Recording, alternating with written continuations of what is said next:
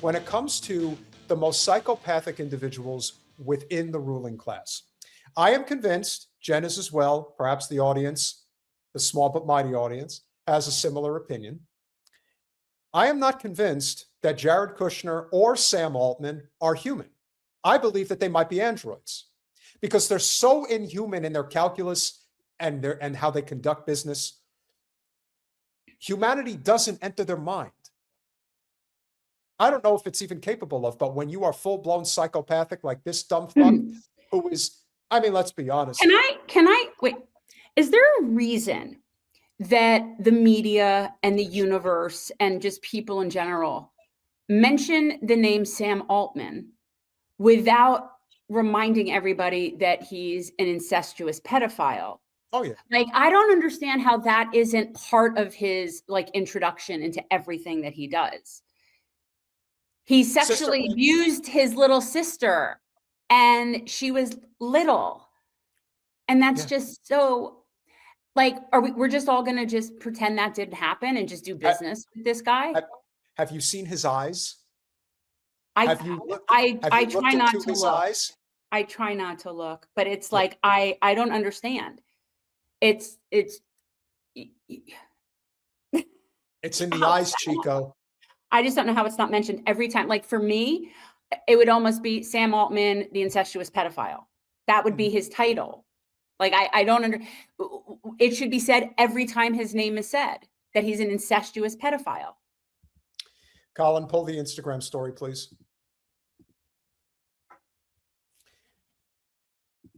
I also agree with you, yes, but no. I do believe that Altman did have somebody removed, but they pretty much all do. He assaulted his sister. My understanding was it was over a period of years when he was a young teen and she was little. And it went on until he was not a young teen and she was a little bit older. Somebody verify the details on it. But how are we just past that? Israeli massacres resumed hours after Jared Kushner gave Israel the green light. After meeting with Netanyahu, Kushner publicly stated that Israel has the right to continue their attacks on Gaza and implied the U.S. might allow them to finish the job. Let's hear what the crazy psychopath had to say before we continue the slides. Recently called the Board of Peace roadmap unacceptable. Are you asking the Prime Minister to change his thinking? I think that was his perception of the plan as he got it. I think today we had a very good meeting. We were there for almost 4 hours with him and his team going through all the different details. I think maybe that's why his face melted off. He had to sit there for 4 hours. It looks like his face is melting. Yeah, he's not well. In so many ways, in a myriad of ways. By the way, shout out to one of our OGs over on Rumble, Longmeadow. Sam Altman is having a shindig in the Hamptons, hosted by Gwyneth Paltrow. Yes, because of course they are. The Zionists all stick together. They all do. If you listen, if you really want to know where they are, the Hamptons is one in the summertime. I mean, listen, you'll never get within earshot of any of the parties that they're at, but hey, that's where they are. They're on Long Island, as we call it. That's where they are. They're all the way out in Suffolk County. I find him to be very nefarious. I find he's up there with like Stephen Miller to me, in terms of pulling strings and being particularly nefarious. I think he is incredibly creepy. And I honestly, I would be concerned about his children. Yeah, he's a very disturbing individual, very much so. Valid concerns that they raised that we were able to address. We're very committed to the fact that we have a plan to rebuild Gaza, but we will not allow Gaza to be rebuilt until the demilitarization occurs. No, we're also not going to. Oh my God! We will not allow Gaza to be rebuilt. Demilitarization? The What demilitarization? They have no.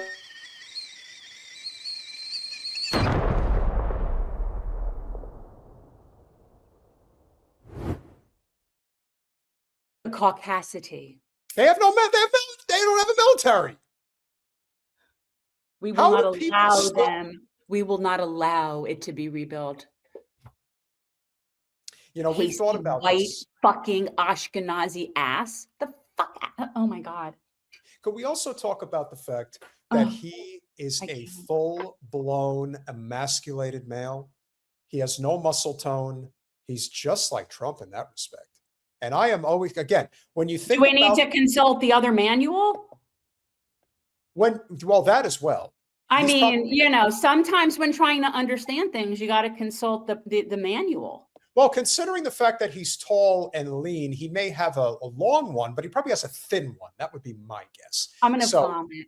Yeah. Well, hey, I'm just trying to keep it real. Now I But really remember need it. this, and this is important. When you're dealing with certain types of men Yeah, that's that what I achieve, think. he has no. Well, he you're might- the he one who might- thinks well, he's like I an said, android. his name comes off like an android. Well, He does. He comes off like an android. So how the hell would you not know? And then the other thing you have to keep in mind is that because he acts this way, there's a common pattern amongst people like him, amongst people like Altman, amongst people like Zuckerberg, amongst people like Gates. They're so desperate to have masculine energy and they can't find it. So the way that they go about getting it is by trying to blow shit up. That's how they feel that they're, we got to finish this because Medi's feeling nauseous and she doesn't need to be staring at this any longer. Restrict Israel's right to defend itself if there are any imminent threats. And so we had to clarify what that means. For Israel, we think this is a win-win situation because if Hamas actually gives over the weapons in the tunnels, willingly over the next 60 to 90 days, that obviously would be the elimination of a huge security threat for Israel, almost an unthinkable weapons in the tunnels. achievement. And if they don't follow through now on their commitment, everyone will see that they're not genuine about peace, and then Israel will have a lot more support from the U.S. and others to go and finish the job in the appropriate way. Yeah, that's what the world sees, you fucking piece of shit. That Yeah, is my that's what the son-in-law. world He's a sees. real genius, really smart guy, really incredible. You know, it looks like he's got a toupee on. Is it possible that's a piece? Absolutely it is. I think that's a piece. Oh, it is. Well, a piece. it could be, it might be a high-end piece. It's nicer than Trump's is, but it could be a piece, sure. Yeah.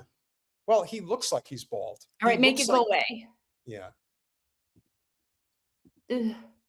The way that he talks about controlling people that really live in the land of none of his fucking business is really, yeah, it's some serious empire level caucasity. It is. And it also screams of yet one more person who has never, ever been put in his place, which, and my calculations should have been a locker sometime back in like the 80s, but that eluded him somehow. No, I'm not 100% certain that he did avoid that, but at the same time, Yes, he did. He got paid out of it. When you come from that, you don't have to deal with anything like that. You go to prep schools, you go to high-end shit, you have a driver, you don't deal with stuff like that. And Yeah, you go if to you school guys with a are- whole bunch of other pussies like you. if you guys have never seen the movie School Ties yeah. with Brendan Fraser Yeah. and Matt Damon, see that movie. That movie's great. And it isn't about the fact that it's the reverse. Brendan Fraser was the working class Jew from Pennsylvania that ended up going to the prep school with all of the WASPs from the country clubs. But I want to tell you that's very real, by the way. sure. And what makes me sad about my family's history in this country and being discriminated against for being Jewish and prior to that in Europe is all of that is now gone in terms of any sort of import because of what we have subscribed to.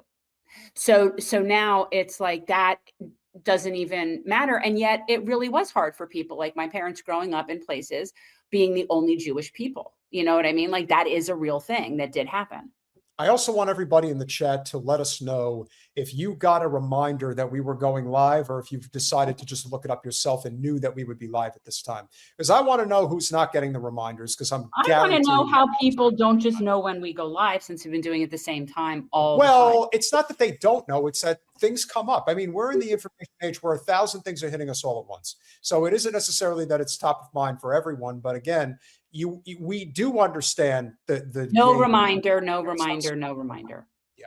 And so the reason why this is so vital right now, and why it's such a big deal when we're talking about the likes of Kushner and the likes of Miller and so some got it, and any of these individuals that we talk about on the regular. Colin, please pull up the Trump story.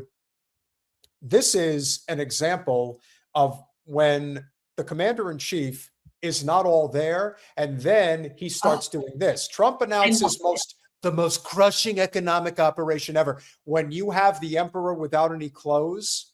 This is great. You see the difference between Trump and Kushner? Trump is a narcissist. Kushner is a psychopath, and he's in charge. People like him are in charge. It's not just one person, but he happens to be one of them. And the reason is because of shit like this. Trump announces most crushing economic operation ever against Iran. The US president also says any country that trades with Iran will face tremendous economic consequences. So as our update on what's going on with Iran is the faux negotiations that are going on inside of our commander-in-chief's head have led him to now this decision in his faux, I guess, negotiations with the Iranians. U.S. President Trump has announced what he called the most crushing economic operation against Iran as Washington ramps up pressure on Tehran amid a deadlock in talks to end the war between the two countries. In a post on Truth Social on Wednesday, Trump said Iran has failed to take the opportunity to make a deal and would face economic warfare and isolation on an unprecedented scale. How many times has he said this? Well, not only that, but, and nobody, first of all, let's say it's true and he's going to do that. The Iranians have been living with our crushing economic sanctions for decades. The Iranians have thrived despite that, which is why they're currently kicking our ass.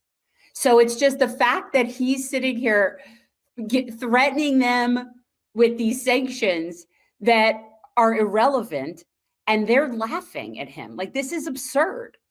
He thinks that he's bullying them into negotiating about their nuclear program, and yet all the while they're like, nah, you're done with West Asia. Get the fuck out.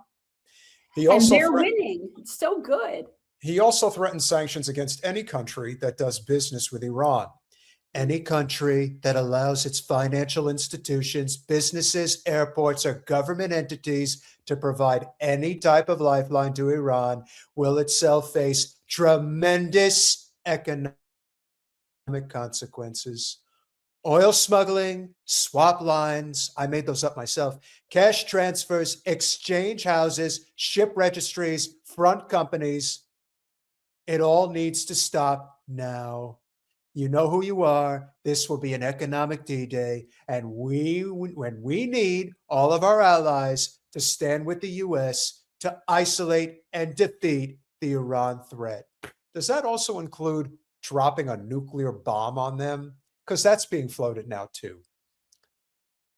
And it's scary because it's not really a question of whether he's making the call. We knew that Biden was demented, and so is Trump. And the goal is to always get a demented president, because that's when the best shit can get done by the people who can never get elected. That's what we talk about when it's referred to permanent Washington. You know what permanent Washington is? John fucking Bolton. That's permanent Washington. They could never win an election, but they can work there forever and pull the strings of power. Mike Pompeo is permanent Washington. Dick Cheney.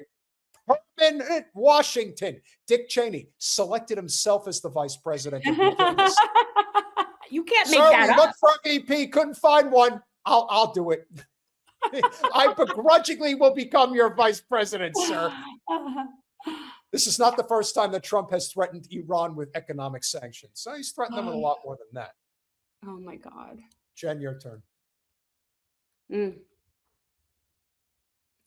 His administration has waged an economic pressure campaign against Iran under the banner of Operation Economic Fury, following the launch of the U.S.-Israel war on the country in February. The U.S. has already imposed sweeping sanctions on Iran's oil, shipping, and financial sectors, seeking to cut off the revenue Tehran earns from energy exports. It has also imposed a naval blockade on Iranian ports and targeted companies, brokers, and tankers accused of helping Iran sell its oil abroad. They're so fucking stupid. It's unbelievable to me. It's unbelievable to me. That all you got to do is look at a map. Just look at the map. Look at the amount of points of entry that Iran has. Seriously. What? I just don't understand. Iranian Foreign Minister Abbas Araghchi, guys, forgive me, dismissed Trump's latest economic sanctions, calling it a diversion from America's own crisis, unprecedented debt, and surging interest costs. He's not wrong. See, they know that. They're laughing at us. It's doubling down on failed policies will only bring further defeat and enmity of Iranians. U.S. economic terrorism threatens global economy and sovereignty worldwide. It does.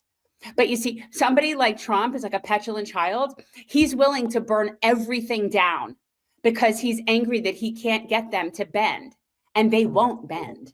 They will not bend. State media also dismissed Trump's announcement as nothing new. The IRIB state broadcaster said it followed the failure of military aggression, while the semi-official Tasnim news agency said the announcement was not a new development. It said the U.S. has been trying for years to block any financial and economic ties with Iran, but that Tehran has learned how to circumvent these restrictions and has become very skilled at doing so. Yeah. The semi-official Fars news agency also dismissed Trump's claims as delusional, saying that the U.S. had repeatedly voiced assertions of Iran's imminent collapse and military destruction without delivering concrete results. Al Jazeera's Mike Hanna, reporting from Washington, said Trump's latest move showed a degree of frustration over the deadlock in the 5-month-old conflict. Hanna said the first question was what economic pressures Trump could exert on Iran that he's already not being that is already not being exerted, and said the announcement may look like another shouting threat. But perhaps, I thought it was him for a second. I'm sorry. No, but perhaps his target audience is an American public that continues to oppose this ongoing conflict. He is now taking what he hopes will be seen in the public forum as a very strong stance, regardless of the fact that we do not have specific details on which to judge the possible efficacy of this particular move to strengthen economic action against Iran. I have an idea. I kind of have an idea. I think it doesn't work at all. I think that it is basically the definition of cutting your nose to spite your face. And he's taking our economy into the fucking toilet. And Iran, while they will suffer some damage, of course, because they're part of the global economy, they're not going to suffer like we're going to suffer. Nope, they already know how to live like this. Correct. They are willing to take short-term pain for long-term gain. But they know how to survive in uncomfortable conditions, but we don't. We don't know how to do that. Nope, we don't. The Iranians are, and not only do they know how to survive, they're willing to do that in order for us to get the fuck out of West Asia. They've had it. So this pleases me so much. This pleases me. Trump's announcement came hours after the United Arab Emirates, a critical trade partner for Iran, suspended all financial ties with the country, accusing it of launching 2 ballistic missiles towards its waters. Tehran denied the claim, calling it a false flag operation. Nadir Habibi, a Middle East economics professor at Brandeis. You want to talk about a Zionist university? I know this on pretty good authority. Said he believed the U.S. strongly encouraged or induced the UAE to impose the trade embargo, noting conversations between the two sides in recent days, including a phone call between Colin Secretary of State Little Marco and the Emirati National Security Advisor Sheikh Tahnoun bin Zayed Al Nahyan. Notice what he is not. Iranian. See that? They're still not talking to us. So good for you, Little Marco. Habibi said other Iranian trade partners that Trump could target included China, Iraq, and Turkey. In China's case, he can target the financial institutions that provide services to independent teapot refineries that are the last group still purchasing Iranian oil. But the challenge is that the Chinese government has warned Chinese entities not to cooperate with the U.S. sanctions. Habibi added that it would also be difficult for the U.S. to fully enforce restrictions on Iran's overland trade with Turkey, Iraq, and Central Asia. Fred Erickson, managing principal at Odyssean Risk Advisor, said the risk for the measures currently threatened by Trump have not already been used shows the risks involved. Erickson called punitive steps against Chinese banks that do business with Iran as far and away the most consequential lever that Trump could pull. Such measures, combined with real enforcement of the UAE, please poke at China. That's really I don't see, smart. and here's right. So this is also really important for people to understand the connection of this. Okay, so here's the pickle, right? So he wants to commit economic warfare against China, but China, okay, is the only way we can get what we need to create the munitions and the weapons to keep going the military actions that are going on, because China is not dealing with us with the rare earth minerals right now. And our defense industry cannot build what it needs to build without them. So Trump is now going to try to economically fuck China while simultaneously promising that we're building up munitions that will and cannot be done without China. How about that? This is not going to end well. And the tighter the belt gets on so many of us, which is always a cataclysmic situation that I don't think people fully understand, because we're starting to see the remnants of it as we go forward. Gasoline is $4 a gallon, I believe, on average now. It's like people have, I mean, you even think back to when they started this bullshit with Iraq, and no one wanted to take it, like nobody. But here we are. It is not going to end pretty. This is why we see, when people say, are we really that far from a revolution? Let's see how tight you're going to make people's wallets. Let's see how many homeless people you create. Let's see how much violence you create. And it's only going to get worse because people like Jared Kushner, people like Stephen Miller, they are psychopathic pieces of shit. They have no humanity in their DNA whatsoever. And especially people like Stephen Miller, they hate the world. They want people to suffer because he's as ugly on the inside as he is on the outside. He's probably working with one of these as well.